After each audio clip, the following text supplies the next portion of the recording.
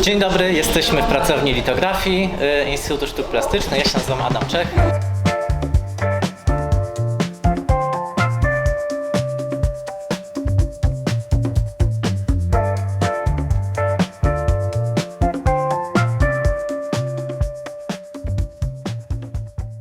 Co się odbywa dzisiaj? Dzisiaj odbywają się warsztaty ekografiki w ramach programu Miasto Region Akademia.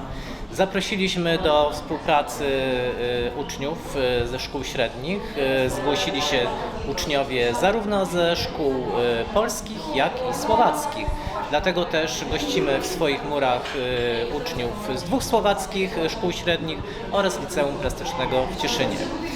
Czym się dzisiaj zajmiemy? Pokażemy uczniom, w jaki sposób przy zastosowaniu różnych substancji ekologicznych można wykonać grafikę, spreparować ją na kamieniu i odbić na torbie, czyli poczuć ten posmak użytkowy, wykorzystując metody grafiki artystycznej.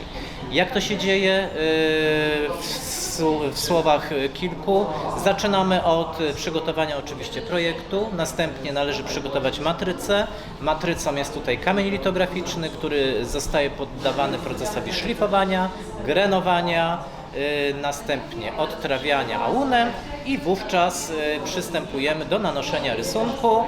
Po naniesieniu rysunku należy go odpowiednio spreparować, utrwalić na kamieniu i odbić pod prasami przeznaczonymi do druku płaskiego. W rezultacie uzyskujemy jednobarwny albo kolorowy obraz na torbach litograficznych. Posługujemy się substancjami ekologicznymi, farbami z biokomponentami. Rezultaty będą za chwilę dostępne. Bardzo dziękuję.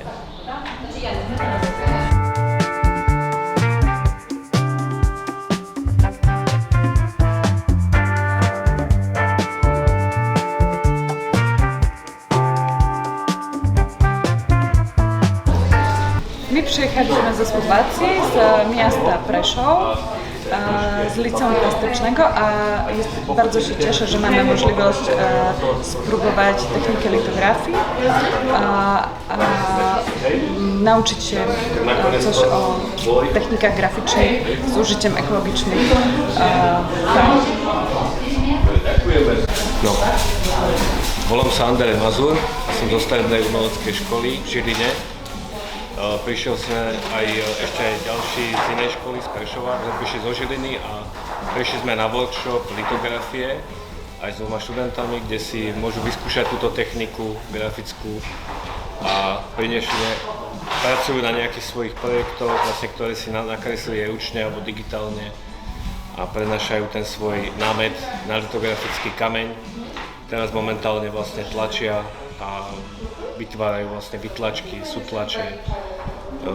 Veľkým zážitkom bol prejsť si vlastne celú túto budovu školy aj pre nás učiteľov, aj žiakov, že sme mohli vidieť rozličné katedry, videli sme sochársky ateliér, katedru malby, kresby, ďalej sme videli vlastne aj dielne grafické, takže je to celkom pre nás taký zážitok a tešíme sa vlastne, že na našej škole máme hodne inšpirácie a môžeme vlastne tieto techniky skúsiť aplikovať a aby si to vyskúšali hlavne aj takto analogovo, ručnými technikami a potom vlastne prechádzali do tých digitálnych zručností.